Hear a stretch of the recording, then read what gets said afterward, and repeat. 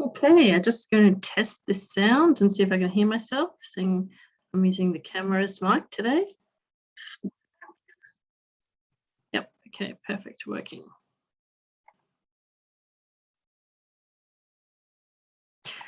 All right, so how are you? How is everyone? I haven't come live for a while, so there's been, I'll get this side of my head, shit, it's not going to work today, but anyway.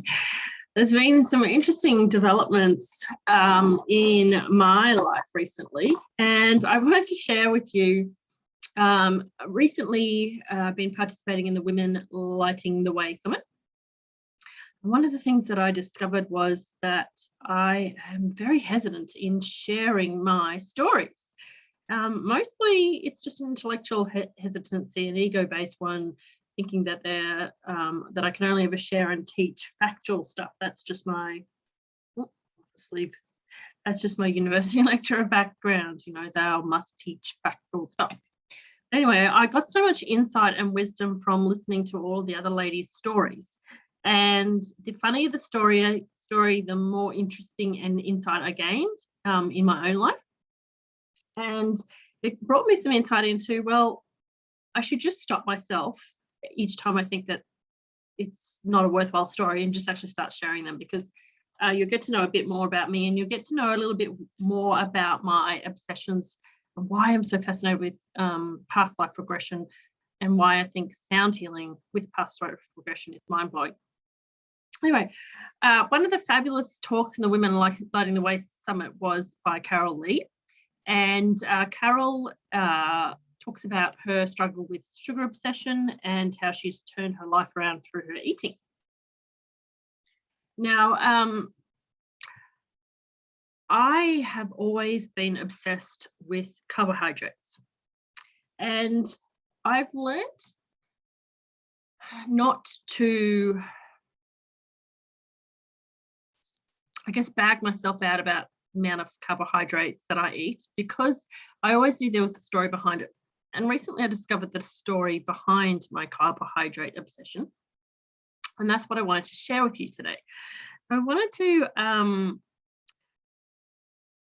give you the understanding and insight that sometimes if you have a habit, or there's something that you do or eat or say, and you just can't change it, and you don't feel good if you change it, it's just part of the way you are, how you can come to terms to be with peace with it, when other people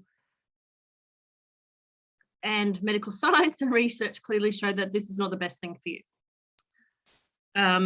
So my story is about rice and why I love rice so much. Now, when I was in high school, at the end of high school, we went on holiday. I live in Australia, and we went on a holiday with another family who we met when we were living in Papua New Guinea. And Renee's in this group. We went on a holiday to California. We did a road trip in California at the end of grade 12. And Renee slept her way around America, and I ate my way around America. But I didn't eat my way around America with the kind of things that you'd think I'd be eating. Sure, there was the donuts and other items of fascination, remembering this is back in 1992. But the number one thing that I ate around America was rice. I can eat rice like the best of people. And the number one thing that calms my upset stomach is rice. I also like digestive biscuits. And I find carbohydrates very calming to my system. Now, why is this relevant at the moment? Well, why it's relevant is that a couple of nights ago, my kids just looked at me and they're like, can we have something else other than carbohydrates for dinner? So hence, if you saw my post recently on Facebook, making one of my favorite friends in the world, Katie Quinn, two of her salads for dinner last night. Like, literally, I get it. You can get to a point where you're like, I just can't touch any more carbohydrates. Enough. So I've been trying to make some more salads. And the interesting thing about it is that my children are exactly the same, and in particular, my younger son has a penchant for rice as well. He will just eat a plate of bowl rice by himself. And I think during uni, I fed myself on noodles with peas and corns because it was calming to my stomach. So I wanted to show you, some people will, this is how much rice we have in our house at the moment. And no, I'm not Indian and I'm not Chinese, but I have 5 kilos of rice, and this is only one of 2 bags. So when I say eat a lot of rice, I do eat a lot of rice. I'm not exaggerating, even though I am world famous for exaggeration. And this is the other bag of rice was, I think, a 1 or 2 kilo bag of rice that my mother brought over. I don't feel emotionally secure unless I have rice in the house. And yes, I could go and get some therapy about this, but you know, there's a large proportion of the world who exist on rice. And if my security in life is hinged around having a bag of rice, I think I can probably indulge myself in it. So this is my rice story. What the heck does it have to do with past life regression? As you may know, I do past life regression with a twist, which is we go on shamanic sound journeys. So if you have had one of my shamanic sound healings, you know that we go into journeys. And one of the things that I have been developing over the last 6 months is the past life regression side of it. So we go on a beautiful sound healing journey, which your angels and spirit guides accompany you, and they take you to the exact moment in time that you need to go to deal with or find out about whatever it is that you need to know in life. So it might be about a habit, a behavior, an emotion, or whatever it is. It's a really powerful way of doing past life regression, and you can do it via Zoom. And it's very powerful. We also use the aromatherapy as well, so that you enhance your ability to see. So why do I like rice so much? The simple reason is that I have not one, but two past lives that have been verified where I was living in a monastery. Okay. And that's 3 past lives. I wrote a whole diagram the day before yesterday. I sat down to do my business planning for the next 6 weeks, and I ended up going deep into past life analysis. And the whole day flew by, and I had really huge insights that to the point of where I actually locked in and found 2 of the locations of the 2 monasteries that I lived in. So 3 past lives, 1 in Tibet, 1 in Nepal, and 1 in the United Kingdom, where all 3 of those I was a monk. And I'll tell you the story of them separately, but in each of these monastic settings, 2 of them are involved with Buddhism, which explains my current life interest in Buddhism. And that's another story that I need to tell you about. And the other one was in the United Kingdom. So let's just look at the 2 Buddhist ones first. One of the things we know is that monks go out and they have their bowls and they ask for their alms, and so they get given rice on the streets, or if they live in the monasteries and they have very simple lives where they eat basic food, including a lot of rice. So it's not too hard to connect the dots there and say, wow, 2 lifetimes as a Buddhist monk, there's a good reason why you might like rice. And the 3rd lifetime, where I was in a monastery in the United Kingdom, it's very interesting because I've just been able to figure out which monastery. And when I saw I've been seeing it in my dreams and meditations. I've been doing shamanic journeying meditations, and I can actually see the structures in the monastery and the arches. And very interesting is that the monastery is located, it doesn't exist anymore. It's buried under the City of London, and it's a scandalous story. This monastery has a scandalous story attached to it, which I'm delving into, but the scandalous historical story association with it that is documented, and I'm going to have to go and buy the book on it, matches precisely the past life reveal that I actually did with Sandra Biskind. And in this past life,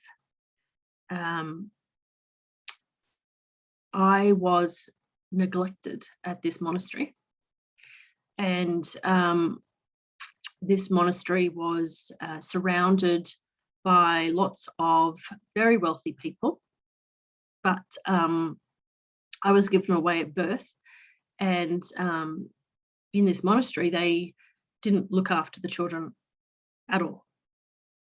They put their monastic money into the scholarly side of things, and the children were not looked after. They were sent out onto the street to beg for their food, and the wealthy lords, ladies, and kingly associates of the monastery turned a blind eye to the monks, the young monk children, and so they were often hungry. Now, there's another part of that story which I'm not going to reveal because it's just not for public knowledge, but the person who's the head of the monastery is actually somebody who is in my present current life, who I've had a very difficult relationship with. So it's always difficult when you have a very intricate and complicated story that you'd like to tell, but there are other people who are living in present, and you have to honour and respect their privacy, and also you have to honour and respect the fact that they don't even need to know. You might have something that's really important in your emotional development that you reveal, but they don't actually need to know. It's not your right or your concern to inform the other person, unless it comes up in natural conversation and that they are interested in past life regression, and they go and do it themselves, and they get this, they have an experience where that life is revealed for them. Remember, past life regression is all about you and your emotional status, your behavioral status, and you achieving what you need to achieve in your life, not anybody else. So there's actually no need to involve anybody else in your discussions in terms of who is actually in your life. The whole point is for you to have compassion and understanding for the other person who is involved in your life, and to understand why relationships in your life work out that way. So this poor monk child, he was constantly hungry, and obviously he was given scraps to eat, whatever he could get off the street, and that was all the food that he got, and that that's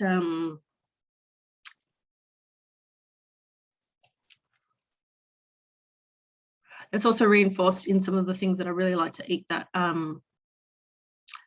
really calm me. It's also very interesting because what it does also is it really gives me great insight into why I can get very emotional about grocery shopping, and about food, and about a lack of food, or making sure that I have food in the house, and how I can get triggered by food. I can get triggered very easily by food. So there's a lot of work there that I can unpack and do. But the point of the story was, I could beat myself up forever about carbohydrates, the role that they produce of inflammation in the body, the fact that I offer and eat too much, and that I have a natural tendency to want to have rice. Or I could be compassionate with myself and say, when I'm ready, I can look at that. I can work with my attachment to security with food, and I can unlock the rice freedom in my life.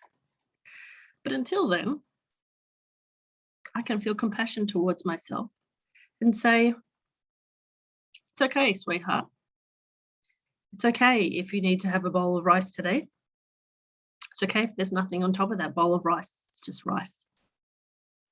You're okay. You understand why you're doing it. And you understand where your emotional eating comes from. So when you're ready, you can work with it. I think that's about all I wanted to say in that story. I wanted to just really say it's okay. It's okay. When you are ready to do something in life, the story will become unpacked. You will be able to reveal the layers of the triggering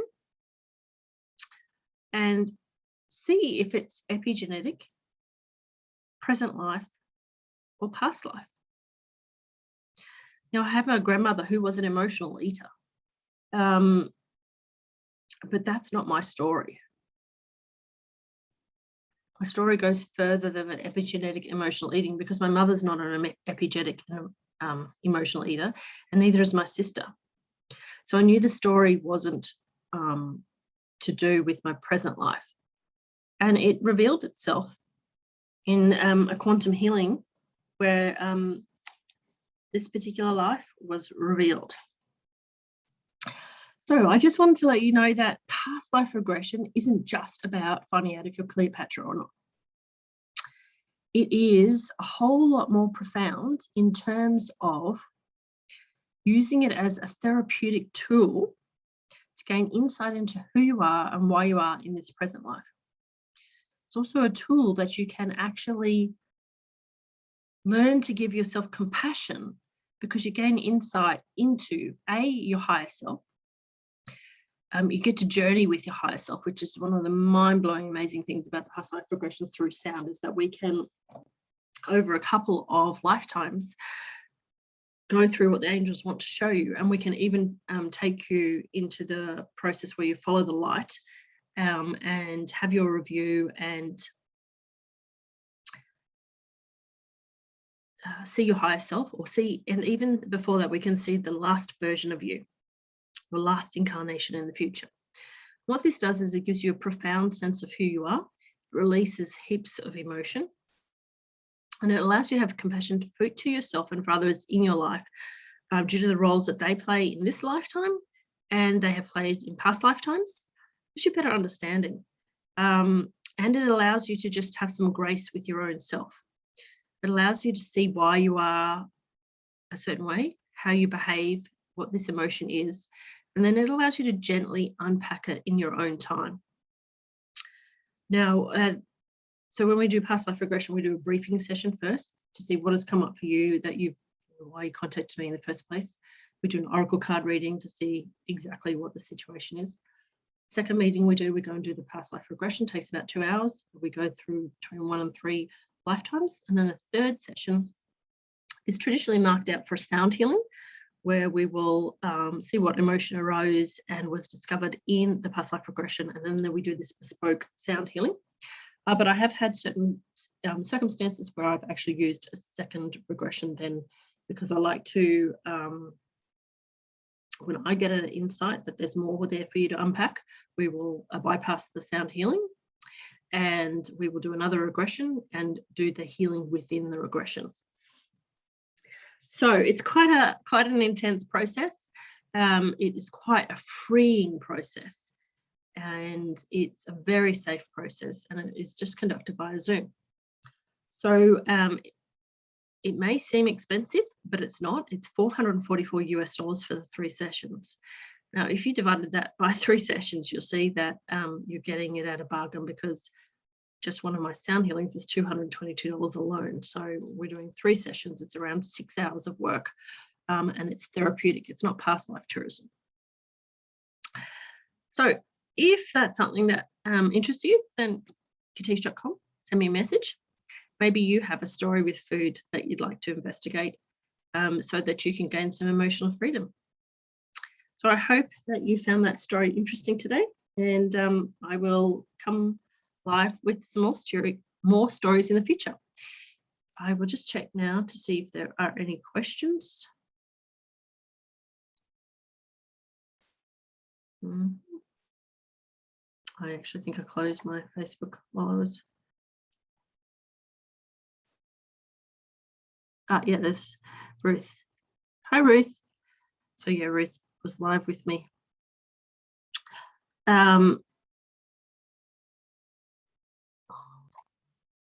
Yeah, so I just wanted to give you a little insight into my story and see if it moved or shifted something for you.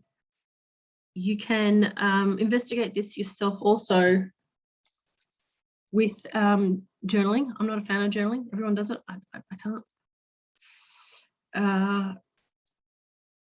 I just find going into a meditative state and using sound is my way. So everyone has their own way of doing it. If you have any questions about past life regression and sound healing, please leave them in the comments below. And I will talk to you another time. Thanks for joining me. Namaste.